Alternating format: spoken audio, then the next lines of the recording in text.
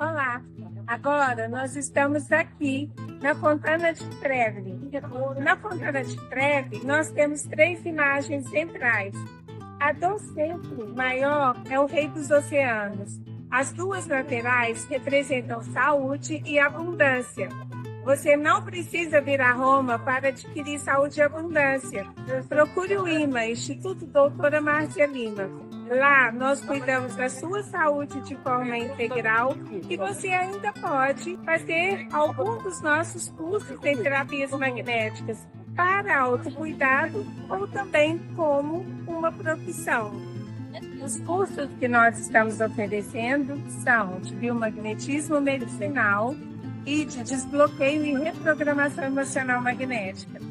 Procure nossas redes, fique por dentro de todas as informações. Seja também um terapeuta.